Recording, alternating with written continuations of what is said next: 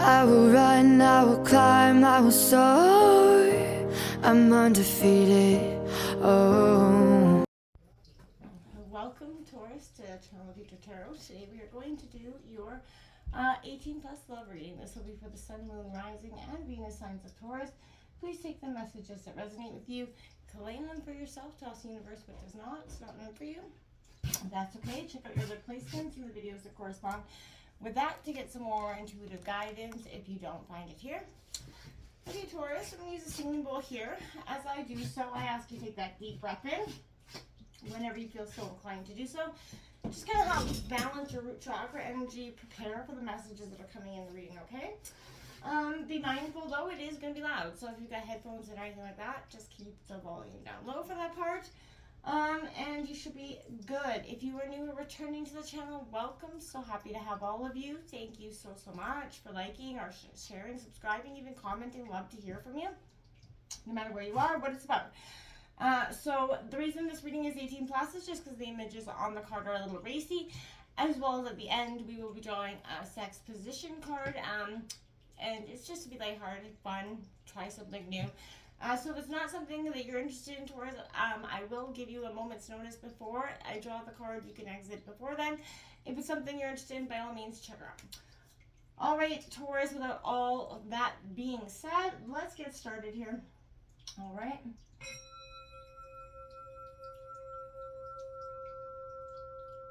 Peace, love, health, and wealth, Taurus. All right. What's coming in for Taurus regarding love for June 2023?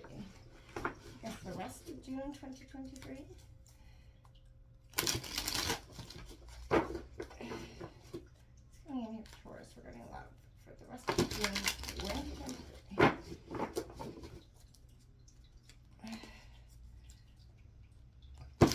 There's that Fool card and the Hermit. So, gathering some introspection before you take that leap of faith forward.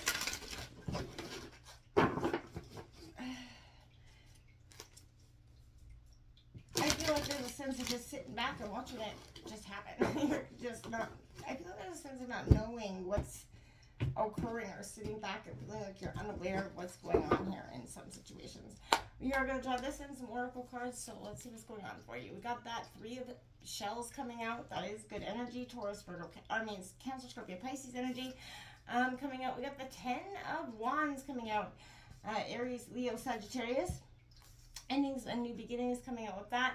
The King of Swords, that analytical thought being in your mind suggests for a little bit too long, getting in your head, which we're all very capable of doing at some point. We've got that 8 of Cups coming out. You're walking away from something that is no longer serving you this week in terms of a situation, person, place, or thing. The 7 of Roses comes out here. 7 of Pentacles, that is your energy, Taurus, Virgo, Capricorn, as well as the 4 of Roses on the bottom of the deck. So this is suggesting to me that and you know, there's endings and new beginnings here coming out. This is also, what's coming out here for Taurus? Let's try and get some other messages to see what's kind of going on here.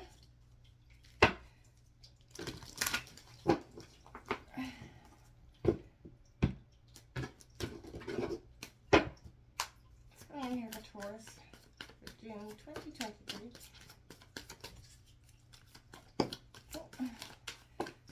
Okay, so first card we got make the effort. Great love is worth taking the steps you were guided to take there. The next one is release your ex. The time has come to clear this energy out. And children coming out here, so your love life is being affected by children. This could be the blending of 2 families. This could be the want or need for children. This could be your children there, but there's, you know, some sort of effort or some sort of situation that is, and it might not even be a bad one, but it's just saying children are kind of in play here. And releasing your ex, maybe that's where that children come in, is because you maybe have children with this person. Again, that make that effort card is saying great love is worth taking the steps you're guided to take in regards to releasing your ex. this doesn't obviously mean releasing your children, but releasing the situations around that situation. I feel like that's what that Eight of Shells is coming in to say. And that's kind of where I was at, was wondering why it was coming in. If you were releasing this current situation or something from the past. So that is kind of become a little bit more clear here now. Coming in here for, oops, that was my error there. It's coming in here for Taurus for June 2022. Again, we have way too many cards coming up. What's coming in here for Taurus?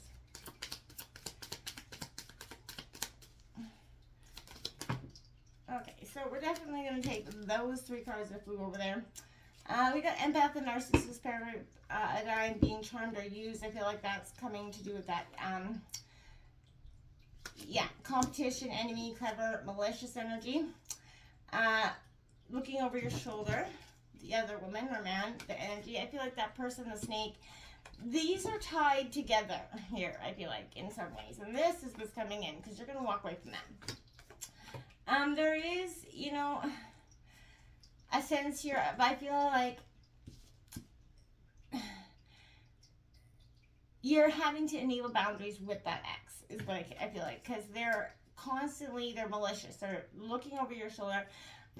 They're very clever in the game that they play. And I feel like, you know, this is time with friends, moving on, living in the moment, having some fun is what is coming out here for you around that energy. When you finally can, you know, release the energies that have been weighing you down in terms of that situation, okay? Just because you got somebody in your life with and you didn't have children with doesn't mean they need to remain completely imposed in your situation. Always kind of stirring the shit pot or just way too damn involved, right? It's coming in here. There's co-parenting, and then there's just, you know, for their own malicious energies is why they do it, right? And they use maybe the kids as a way to keep doing it, right? So take that as a message that resonates for some of you and not for others. We have a deep breath that comes out here, Taurus, and it says the link between breathing and our essential expression cannot be overstated. With full life-giving breath, we can activate our vitality and experience our body's pleasure more wholly. With a short, shallow breath, we are cut off from our sensations. We create a stress response and our health suffers. Take a long, nourishing breath in through your nose, pulling the air up from your expanding stomach for 3 seconds. Hold. Now breathe it out slowly through your mouth for 3 seconds, letting your stomach deflate as you breathe out for a full, rich exhalation. Repeat for a few more rounds. Doesn't that feel good? I do this often throughout my day. This is a great thing to just try to practice taking that deep breath in. It helps you calm your shit sometimes when you really need it to be just kind of taking that deep breath. It also gives you that moment to, you know, get perspective on a situation and gives you time to kind of consider or think about it and make a clear, rational decision, okay? So we have this. Don't take too much care.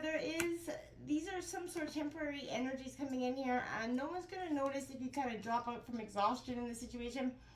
I feel like going all in this situation, I feel like you're burning the candle on both ends to some degree. And you're going to have to eventually pick and kind of just settle down a little bit. You know, because we all can't keep going and going forever. That 10 of Wands coming out. You become very good at people pleasing, right? Pleasing others at your own expense. So if you're suspecting that you want to be pleasured, the only one you can rely on is yourself, or the only feel like you can't rely on anybody else to help get things done, stop it. Stop people pleasing. Stop putting that energy out there. Stop pleasing your ex in terms of whatever situation. Again, that's what I'm saying. There's a people pleasing energy that's keeping that person to have quite an amount of restriction over you. I feel like, okay? This King of Swords in reverse is, you know, this is, every time I see this card, it's like getting caught giggling at the back of the class, right? And I feel like that's what this is. This is also suggesting a little bit of a foul temper here. And does not like having authority undermined. If you're feeling that energy, it's going to bring and bubble up some things now. Deep down, you know that you are, you know, you're king of your castle. You don't need to be strutting yourself. You don't need to be sort of expressing or peacocking your feathers, essentially, whether you're masculine or feminine energies. This Eight of Shells, like I said, is a necessary separation and the understanding of that. And then, with release your ex, I feel like those are kind of hand in hand. So, there's an urgent need to find satisfaction or get closure to the situation, a path that you haven't been down before. And I feel like you're going to not only be going down it, you're going to be requesting it. You really need this as a sense of completion and closure for yourself. The Seven of Pentacles coming out here is, slow down, don't overthink a situation that simply needs to run its course here. Your patience and dedication will win in the end, right? And one thing you have, the Taurus, is that longevity. You're good at being patient. You're good at being dedicated to what you want as long as it remains to be what you want.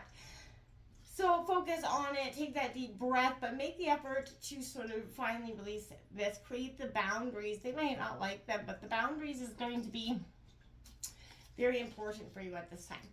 Alright, Taurus, this is the time where you're going to draw your sex position card. So if this is something you're not interested in, then please, this is where you might want to exit. And if for those that are interested, let's see what you got this week. We've got Head Game. It's a cardinal challenge of 4, and it says, start this inverted delight by lying flat on the ground face up.